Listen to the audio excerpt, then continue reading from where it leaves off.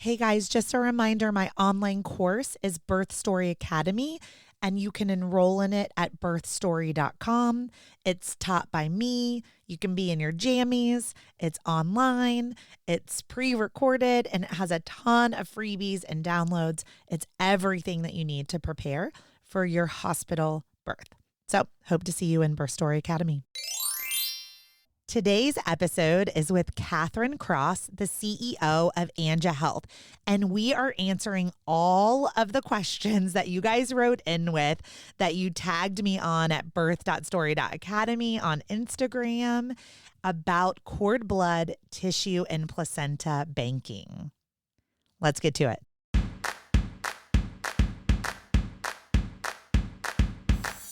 What does a contraction feel like? How do I know if I'm in labor? And what does the day of labor look like? Wait, is this normal? Hey, I'm Heidi. My best friends call me Hides. I'm a certified birth doula, host of this podcast, and author of Birth Story, an interactive pregnancy guidebook. I have supported hundreds of women through their labor and deliveries, and I believe every one of them and you deserves a microphone and a stage. So here we are. Listen each week to get answers to these tough questions. Birth Story, where we talk about pregnancy, labor, deliveries, where we tell our stories and share our feelings. And of course, chat about our favorite baby products and motherhood. And because I'm passionate about birth outcomes, you will hear from some of the top experts in labor and delivery. Whether you are pregnant, trying desperately to get pregnant, or you just love a good birth story, I hope you will stick around and be part of this Birth Story family. Hey, Kathryn, welcome to the Birth Story podcast. Welcome back, I should say. Yeah, thank you so much for having me. I'm glad to be back. And yeah, I feel like I've gotten to know you so much better since last time we recorded. So I'm really glad to be doing this again. So Kathryn Cross was on episode 88 of the Birth Story podcast about 3 years ago. And to date, it is one of our most popular episodes that's ever been listened to because we are here with the CEO of Anja Health. So this is Kathryn's baby, you guys. She dreamt this vision up and created a company in such a needed space with cord blood, tissue, and placenta banking. So we're going to answer all of your questions today with Kathryn. And I'm excited to update this episode because so much research is happening so quickly. Yes. Yeah. So Kathryn, let's start at the beginning again. Kathryn and I met on Instagram. And Kathryn had no idea how similar our stories were and how powerful our paths crossing would be. So let's start, Kathryn, with your story. Why Anja Health? Why cord blood, tissue, and placenta banking? So I named the company after my brother Andrew, so hence the name Anja Health. But essentially, when I was 3 and he was 1, he was in a near drowning accident. So he basically walked into a lake, and we had a couple family members there, but everyone thought someone else was watching him. So he walked into the lake, and then suffered from a near drowning accident and was ultimately diagnosed with cerebral palsy basically within a day, because he had suffered brain damage from the near drowning accident. And so after being diagnosed with cerebral palsy, my parents started looking into treatments for cerebral palsy and found that one of the most promising options for treatment is using cord blood stem cells. So specifically stem cells from the blood inside of the umbilical cord vein, which you can generally see very prominently on the cord. But essentially it's really rich with stem cells, which are like blank cells that can be used to replace and repair damaged cells.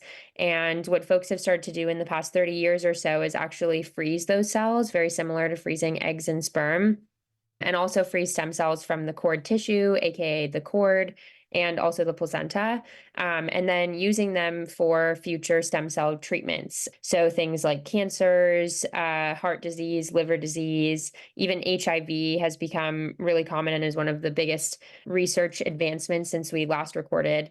But yeah, one of them is cerebral palsy. So children with cerebral palsy have received their own cord blood stem cells back into their body, very similar to a blood transfusion, and they've been able to observe motor and social skill improvements in kids with cerebral palsy. So my parents started looking for a cord blood match for my brother so that we could use that treatment, but we didn't save mine or my brother's cord blood stem cells, so we didn't have automatic access to a match, and instead had to search through donor pools.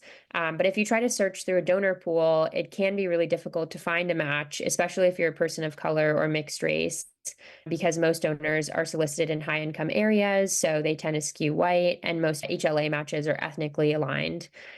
So ultimately, we couldn't find a match. And then when he passed away, I wanted to do something that could have helped him and sort of be the change I wanted to see in the world. And I founded Anja Health in his memory. So we help pregnant parents bank cord blood, cord tissue, and placenta stem cells to make sure they get the greatest volume and variety of stem cells right at birth. And we also offer the service of picking it up from birth and bringing it to our lab where it is frozen so that parents can access the stem cells for future disease treatment in their family. Your company is so beautiful. And if you're new to the podcast, well, welcome. I hope you guys stick around for a while. If you are not new to the podcast, then one of the stories you may have heard is about my son, Jagger. And my son, Jagger, suffered a stroke at birth due to lack of oxygen to the brain from a double nuchal cord. That means the umbilical cord was wrapped around his neck several times.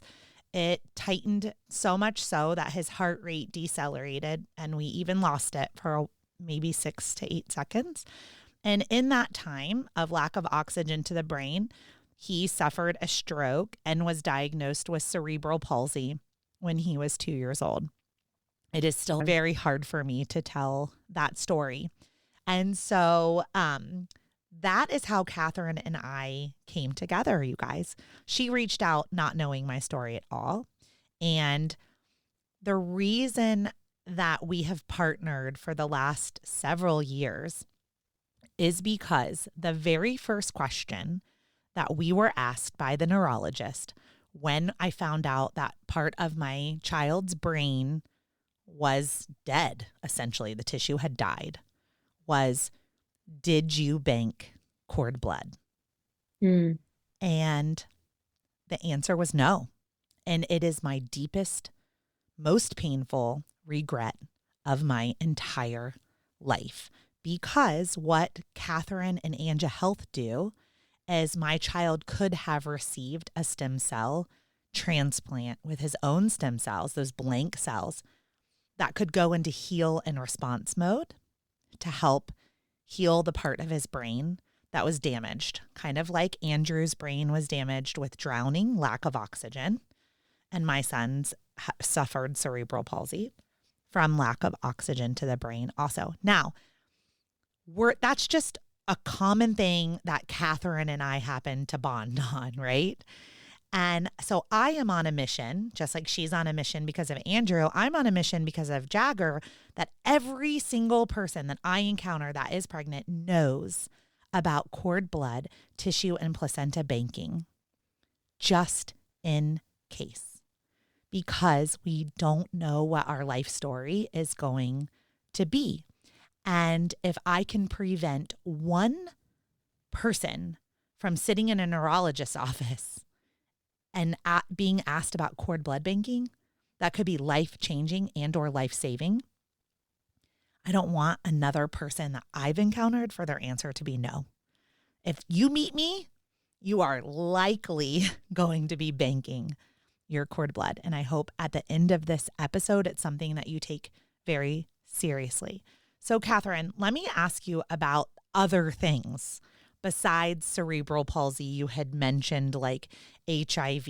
Yeah. We mentioned cancers. So can we just kind of run through how many like known diseases, cancers, things right now can stem cells from the cord blood and the tissue and the placenta? How many things are FDA approved, and what are people looking at? Like, what are these stem cells being used for other than our stories? Yeah, so there's about 85 diseases that the FDA has approved to treat with cord blood. However, there are over 1,000 ongoing clinical trials looking at other use cases as well. I actually have a chart that describes sort of the breakdown of clinical trials currently happening in the US and what they tend to be attributed to. So, oncology is a large portion of them, about half. So, any cancers.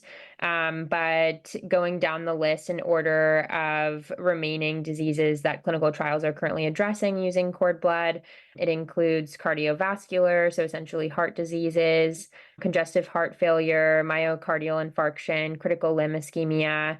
And then next would be musculoskeletal, so things like spinal muscular atrophy, osteoarthritis, muscular dystrophies, and cartilage defects.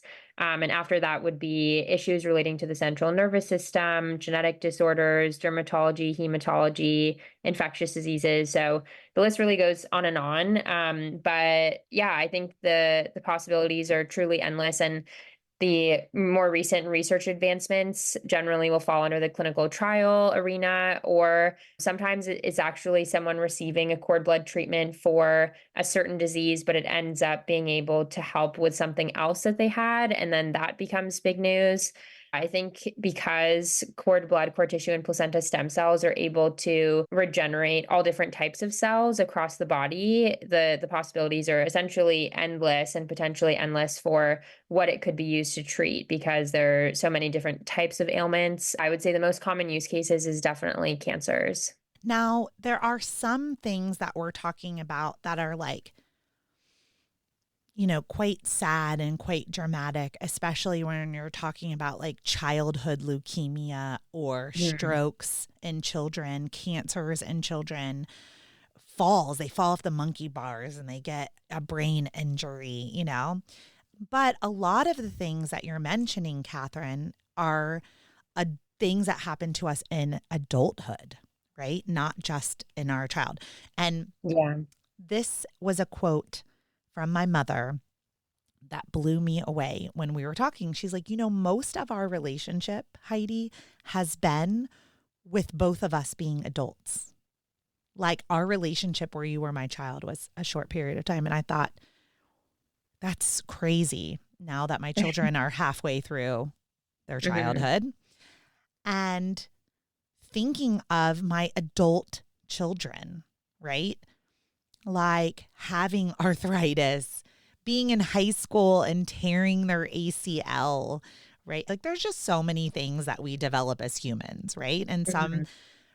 when we're really young and that is often very tragic. And then some of these things we think of as just being sort of natural progressions of aging. But this next generation has such an unbelievable opportunity that past generations didn't have with access to their stem cells. So let's talk about if someone chooses to bank these products with you, okay? Does the government then just give you full access? Like if I walk in and say, I need a knee replacement, but before I have a knee replacement, I want to use my stem cells that I've banked for the last 25 years and I want to inject them in my knee. Am, Yeah. am I allowed to do that? Yeah, well, so the process for release, we have since we last talked had more releases. So yeah, it's definitely an interesting process to observe. Essentially, our medical director collaborates with a physician or provider of the patient's choice, and our medical director will approve the release of the stem cells, and then it will be shipped to the physician that will oversee the treatment. So honestly, it's really up to the physician overseeing the treatment. I would say there's still the hurdle of our medical director approving. Our lab director generally oversees the approval as well. And that's all largely reliant on the physician that you're working with having like a legitimate concern. So it's really just about you finding the physician that you're going to work with and them being able to administer the treatment in an ethical way. I think there's very few things that stem cells could be used for unethically because it's from an umbilical cord and placenta. I always tell folks if they're interested in getting a stem cell treatment, to just try and find a physician to work with, which you can generally find through whatever physician you're already seeing for the condition. Well, what I want to do is I want to take listeners on a case study. So let's rewind my life. Hmm. And let's say I had partnered with Anja Health and I had banked cord blood and or tissue and or placenta cells with you for Jagger. And then 2 years later, which is the average age of diagnosis for cerebral palsy, he's diagnosed. I walk into the neurology office. They ask me, do you have stem cells banked? And I say, yes. Yay. Could you walk me through 2 years earlier when I was in labor? What did that look like? Yeah. Right. And then 2 years later, with an Yeah. FDA approved diagnosis, kind of what that Mhm. would have looked like. Do we use all the stem cells? Do we use some of the stem cells? So Yeah. let's start with the Yeah, for sure. pregnancy. What would it be like if I was pregnant Heidi and I was reaching out to you saying this was something that I was interested in doing? I listened to a podcast and I want more information. What Yeah, happens? well, you could use a discount code that you could find with Heidi and get our kit, and then we'll ship that to you basically by 30 weeks. Or if you register with us sooner, then we'll wait until 30 weeks to send it. Or if it's after 30 weeks, we'll send it immediately. And if it's right at your birth, like we'll do everything we can to get it there as soon as possible. So yeah, we'll get the kit to you. The kit comes with a cord blood bag, which is very similar to just a regular blood bag, and 2 jars for the cord tissue and the placenta. And then essentially, after you give birth, your provider will use all of the tools in the kit to collect. So they will stick the needle attached to the cord blood bag into the umbilical cord vein and let the blood flow, and then cut off inches of the cord tissue to put in the cord tissue jar that we have. And then place the placenta in our placenta jar, and that will all go inside of our kit. You can scan the QR code on the outside of our kit to let us know where you are, and we'll come and pick up your stem cells and bring it to our lab in New Jersey where it will be frozen. And from there, we just check in. We do regular pulse check-ins with parents to ask how they're doing, and if they have any feedback with us, anything like that. But yeah, our stem cells are there. And if you ever wanted to tour our lab, even we've had parents request that, and you totally could in Allendale, New Jersey. From there, 2 years later, you can log into our parent portal, and from there, let us know that you're looking to use your stem cells. And we will likely reach out to you for additional support through the process. But essentially, it's just as simple as filling out a form and letting us know what you're using it for. And we'll ask your physician to do the same. We will also reach out to your physician just to make sure that the form is completed correctly. In practice, it should only take like a few minutes for each party to complete the form, but because we work with our lab works with the FDA and the ABB and everything, we just want to make sure it's all up to standard. So we'll probably coordinate with you and your physician to make sure that it's all correct. And then we'll have those forms approved with our medical director and our lab director. And then from there, it's just planning a time and date to ship the stem cells. And the physician that's receiving them will have to have a place to store them prior to the treatment, unless you plan on doing the treatment like immediately when they arrive. So yeah, we've done quite a few coordinations, and you can choose how many of the compartments you want to utilize. We put the cord blood and the cord tissue into 5 separate compartments. And so you can technically use one at a time. For the releases that we've done so far, they've done like 2 or 3 at a time. So you could potentially administer a few different samples over the course of a couple of weeks or months. But generally, folks will throw everything they can at a treatment that they need. So it's usually all for the same use case, but the actual treatments might happen over a course of a couple months. Awesome. So you could see, like in a case with Jagger, we were doing physical therapy, occupational therapy, and speech therapy because we didn't have access to stem cells. And so the only choices were early intervention therapy for rewriting or remapping the brain. But we could have used like 1 or 2 of those samples and then given it a few months and seeing how he was doing with milestones, right? Yeah. And then maybe a year later, we could have done another transfer. Yeah. Um, okay. So I'm going to take us like a pause, but back to that delivery room because since I'm the birth doula in the delivery room, and most of my clients are banking their cord blood, tissue, and placenta with Anja because of my personal story, and I'm their doula, and because of my relationship with Kathryn and with Anja Health, I get to see this a lot. I mean, like several a month, you guys. So the parents get this like cute, beautiful box, and it's shipped to them prior to delivery. And so the most important thing I tell my clients you have to do is remember to put it in your car. Okay. I keep one in my car just in case because sometimes they forget, but just remember to put it in your car. And one of the biggest hesitations that my clients have is with they want to delay cord clamping until the cord stops pulsating, until Mhm. there's no cord blood, well, just a little bit of cord blood actually left in the umbilical cord and that cord tissue. While delaying cord clamping through a true delay until the placenta has already been birthed or until the cord has stopped pulsating means it's often there's not enough cord blood left in the cord to get a full collection. So it's a fine balance. So, Kathryn, I know your box says delay 2 minutes, I believe, up to two Yeah. minutes. Okay. Yeah.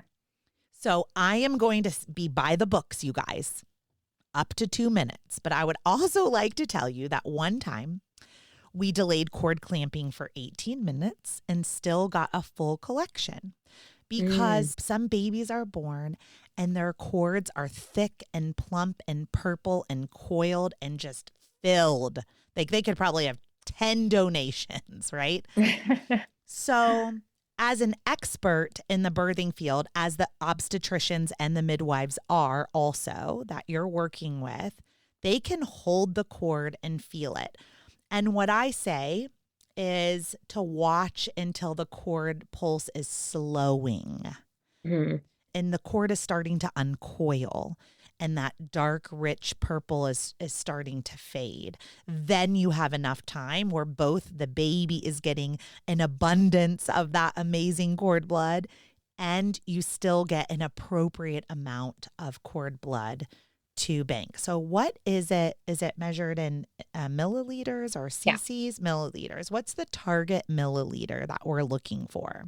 Yeah, so at least 40. And I think if they're generally from a plump cord, as you mentioned, then it would probably be up to over 100. And we will store as much as we receive. So we'll even store like 10 milliliters plus. But yeah, the general goal is 40 plus because you can potentially still use 10 or so for treatment, but yeah, we aim for 40 because that's a good amount. But yeah, we see up to like 120-ish milliliters. So yeah, we've had other OBs have similar procedures that you mentioned, where they'll just observe it and really be able to tailor it. There are other things that you can do too, like if you just hold the cord up, gravity will let it fall into the cord blood bag and the needle that is attached.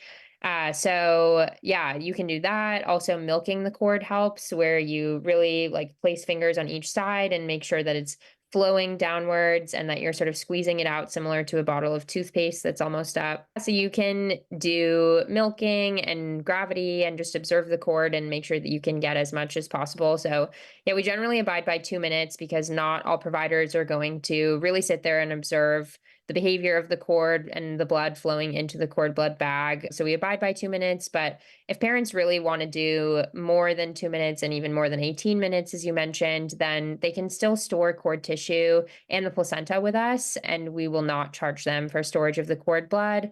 They can also just attempt to do as much as they'd like. And if we receive less than 10 milliliters of cord blood, we won't store it and we won't charge you. And we'll just store the remainder of what's collected. Yeah, we generally recommend that parents choose to bank all three for that reason in case something like that happens. And our most popular option is to do all three for that reason as well. And because you get the greatest volume and variety of stem cells. Okay, so I have a hard question for you that all the parents ask me. Yeah. They, because the placentas are so bloody, right? Hmm. They always ask, well, like say we didn't get enough, right? Hmm. They'll say, well, why can't we just pull blood from the placenta? Why does it have to come directly from the umbilical cord? Yeah. Well, so it's all different types of stem cells, and the cord blood stem cells are hematopoietic stem cells, which are really inclined to blood regeneration, whereas the cord tissue and placenta are rich with mesenchymal stem cells, and the placenta in particular is rich with amniotic epithelial cells. So those are more inclined to tissue regeneration. So you can kind of remember it with cord blood regeneration, cord tissue and placenta, tissue regeneration. So yeah, I would say that is definitely an option to just store the placenta.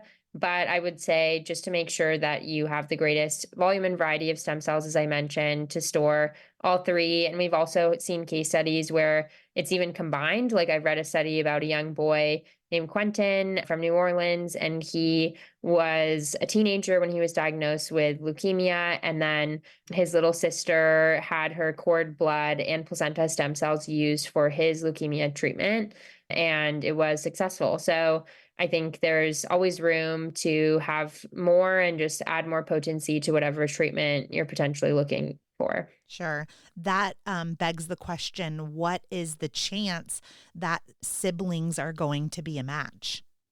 Yeah, so siblings are 75% match and parents are 50% match. We get a lot of half sibling questions too. So that's a little bit more up in the air because they are a half sibling, but it's likely that they will be at least a partial match. And so then you won't run into the issue that my family did of not being able to find a match. Like if you store for one baby, then you can definitely potentially use it for other family members. But we typically have repeat customers just because you want to make sure you can guarantee access for as many people as possible. So, yeah, it's an option to potentially have it for others. Sure. Now, these are minors, okay, until Mhm. they turn 18 years old. And so you just said 50% match for parents? Yeah.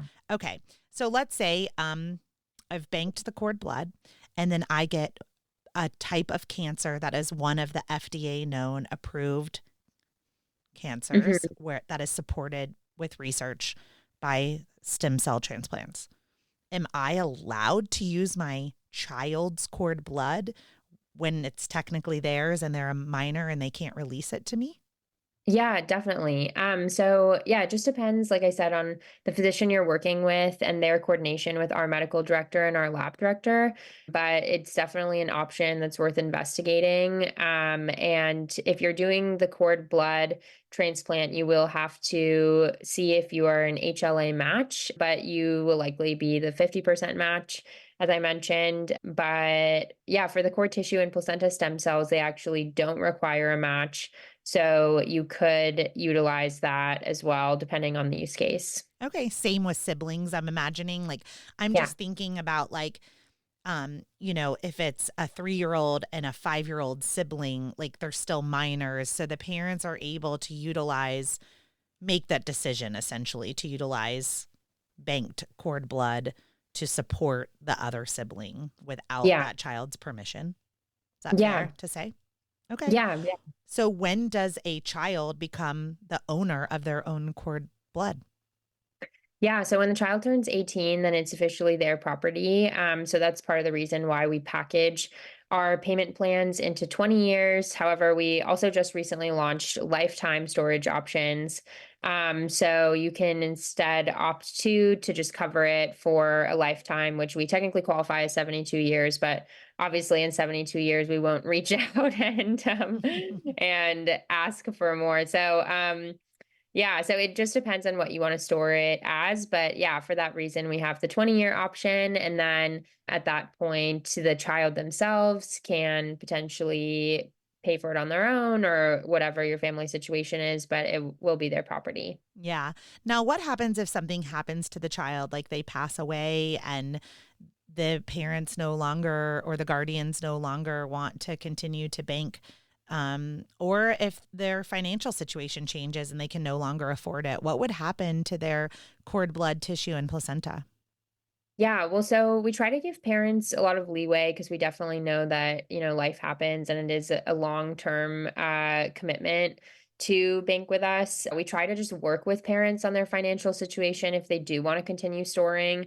But if they don't at all, there is the option to potentially donate it to research. Our lab has a partnership for that. And of course, we wouldn't do that without your consent because it is your property, so it would be illegal to do so. But we do have an option for you to do that. And some parents, I think, are actually excited by that as an option. It just depends what you want to do. If you want to continue storing but are having financial issues, we'll try to work with you on that. And come up with some solution. We've done things with parents, like sort of abbreviating their plan or like having them pay a lump sum annually because that's easier for them. So yeah, we can work with parents for sure. But if they don't want to store, then we can release it and they can choose to either dispose of it or donate it. So yeah, it's really up to parents. We try to definitely get them on the phone and there's a release form for every step of that. So it would not be done without the parents' consent unless we don't hear from them for an extended period. Then in our client agreement, in terms of services, it says that we will take it on. And at that point, we donate it to research. But yeah, we do not profit from that in any way. And yeah, if it is basically just if we don't hear from parents at all, but that rarely happens. Yeah. So you guys, we're recording this in 2024. And one of the things that I want to make sure we're very careful about is we're not committing to talking about price because that changes, right? So even when we recorded 3 years ago, that was different than it was today. And in some Mhm. cases, like the kit is actually less expensive than it was 3 years ago. So you can go to anjahealth.com, ANJA health.com, and you can reach out to Anja directly to get more information Yes. about cord blood, placenta, and tissue banking, and also like the costs that are associated with it, as well as the very generous payment plans that are spread out over many years. For that same reason, I'm going to tell you the discount code, which is birth story, but I'm not committing to what that code gives you off because it's ever changing. So sometimes Anja and I do partnerships for special holidays like Mother's Day, and maybe the code birth story does more that day than it does other days of the year. So the Yeah. minimum it's been off is $20 and the maximum has been over $200. So just kind Yeah. of keep in mind whatever promotions are running that day, that month, that year. That birth story will give you a discount and lets Kathryn know that also that you listen to this podcast episode. So Yeah. I have two more questions for you, Kathryn. And the first one is about public banking versus private banking. And we touched on this a little bit with race, but could you just give us the top couple of reasons why people would choose private banking with Anja Health over public cord blood donation? Aside from saving the stem cells for yourself, you can potentially donate your cord blood, not the cord tissue and placenta. Unfortunately, there aren't as many places that accept donations for that. But there are other folks, for instance, like my brother, that would sit on, yeah, like a registry and basically wait for a donor to come in who's a match. And so you can potentially donate your cord blood to that pool for someone that might need it, very similar to donating an organ. It's actually interesting. I'm a part of a couple of mixed race Facebook groups because they used to be meme pages and that would basically post memes about being mixed race. But I've actually seen a few times people posting that they are desperately looking for a cord blood match and they're looking for donation. So there are people that definitely need it. And for sure, it's a better option than throwing away cord blood, which often happens and most of the time does happen. But I still think that keeping the cord blood for yourself is probably the best option. Number one, because then you can guarantee a match for your family members. But number two, your chances of survival are actually much higher if you're related to the donor, which is a study that the New England Journal of Medicine published in the past few years. I think the best option for everyone would be if they had their own stem cells saved, because then you could increase the chances of survival rather than kind of this like cross matching happening for cord blood in registries and for people searching for donors. So yeah, we have a partnership with Be the Match if you do want to donate, but I would say probably the better option would be to save your own stem cells with a company like Anja Health. Yeah. And I'll give another perspective. It also depends on the geography in which you are at. So I am in a big, huge city, Charlotte, North Carolina. And there is only one birthing hospital that actually does public banking. So if you are birthing in the other hospital system or at any of the other regional hospitals, public cord blood banking is not an option. So your Hmm. options are waste medicine. I'm going to say, I probably can't say medicine, but I'm going to say medicine. You can't say medicine, but waste this product or privately bank it because public banking is not always even an option. So my second question was on placenta encapsulation because Hmm. Kathryn, as a doula, I am a placenta encapsulation specialist, and I very much believe in placentophagy, which is the placenta as medicine when it is ingested, and the things that it can do for a birthing person immediately postpartum. But one of the very cool things that we've talked about is how big a placenta is and Yeah. how much needs to be banked. So, could we talk about, like, let's say someone comes to you and says, I just want to ingest my placenta, or ceremonially, like, this is culturally for me, I need to take my placenta home and do XYZ with. How big of a segment do you need of the placenta in order to bank with Anja Health? Like half the placenta, quarter of the Yeah, placenta? so you definitely need the entire placenta if you're going to bank with us, but we have had parents encapsulate with us in the past, and in those cases, they can store the cord blood and cord tissue. And so you can still definitely store stem cells with us and then separately encapsulate. And yeah, like I said before, even if you sign up for all three and then decide last minute you want to encapsulate, you can just send in your cord blood and cord tissue to us, and then separately encapsulate your placenta. Yeah, we try not to split it up because we technically take the stem cells from the placenta amnion. Okay. We just try to keep it whole. And also, I think it, yeah, logistically gets a little messy. So we just try to ask parents to make a choice. And either way, we can support it and still store stem cells for the parents. Yeah. Okay. So that being said, when you guys are looking at pros and cons of placenta encapsulation versus placenta storage, right? I think that there is an argument to be made from someone who is a placenta encapsulation specialist that the data and research we have on placenta encapsulation, you could accomplish with food, right? Like we have access, if you have access to nutritious food versus the future of the science, we have no idea like what 30 years from now, 50 years from now, for our adult children, even of the power of banking that placenta. So that is really something to take seriously of like a 2 to 3 week immediate postpartum benefit versus like the opportunity of utilization of, like you said, like I know that Anja Health cannot say things like life saving and life changing, but like I can because that's my opinion. That's my opinion. And so I Yeah. get to say things like that as my opinion. So, anyway, I think that's the end of my clients' questions and my Instagram audience's questions. I wanted to just kind of wrap it up, though, from a doula's perspective, you guys, because we were talking about like Jagger's story, right? And if that was Jagger's story.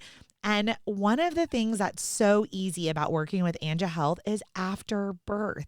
So, like Kathryn had mentioned, there's this QR code, there's a phone number, but the courier gets there very quickly.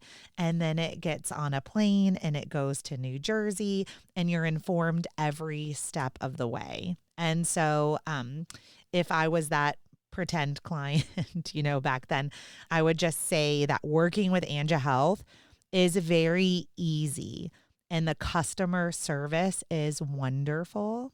The branding is also beautiful and great. Thank you. Um, but I really enjoy picking companies because there are several competitors to Anja Health. But I really do enjoy and endorse companies where I have profound respect for the shareholders, the investors, and especially the CEO and the visionaries, and that have a personal story. And so that is why I exclusively partner with Anja Health for the Birth Story podcast and for my private doula clients. I really appreciate you being here again, Kathryn, and sharing with us about cord blood and tissue and placenta banking. And I hope everyone will go to anjahealth.com and engage with you and your community. Is there anything else that I didn't ask you or you want to make sure that you leave the audience knowing? I guess I would just say on that note, if you're looking at other cord blood banks too, one big difference is for sure a lot of customers say that the story resonates and they feel like we can be the most sort of transparent with them. And also we offer placenta banking, which a lot of other companies don't. So you can definitely get the greatest volume and variety of stem cells with us. And then also our affordability aspect. I know the best healthcare is free, but in terms of cord blood banks, we don't require thousands up front, which many others do. And we have buy now, pay later options, and we'll pretty much work with families to fit their birth budget. To the extent that we can support families, we're always willing to do it, even if it's something like finding a doula or something like that. We will try our best. You can find us on any social media platform as Anja Health, so you can really get a deeper look into everything we do. That's a large portion of, I think, why parents choose us is the affordability, the meaning behind the company, and the fact that we do placenta banking. So if anyone is on the fence, I hope that you'll consider those reasons. Yep. And I will leave it at Kathryn and I both hope that you do not have to use this, like that you never find yourself in a neurologist's office with your child having to utilize this. But I do think that just having this conversation is peace of mind for many of you, so that if the unthinkable happens to your child, a family member, a loved one, that how cool. When you have no control, sometimes it's nice to have a piece of control or something that you can have. And so I'll leave it at that. You heard my story. I would do anything to have this for my child. And the fact that he has had to go on this journey all by himself and do all the hard work with PT and OT and speech because I made a dumb decision when I was pregnant to not bank cord blood. And I cannot, you get one shot. You can't undo it. You either decide or you didn't. And before I get too emotional, I'll just leave it at that. Thank you for considering banking your cord blood in your tissue and your placenta with Anja Health. And Kathryn, thanks for being here today. Yeah, thank you so much for having me. I appreciate it. Thank you for listening to Birth Story. My goal is you will walk away from each episode with a clear picture of how labor and delivery might go, and that you will feel empowered by the end of your pregnancy to speak up, plan and prepare for the birth you want, no matter what that looks like.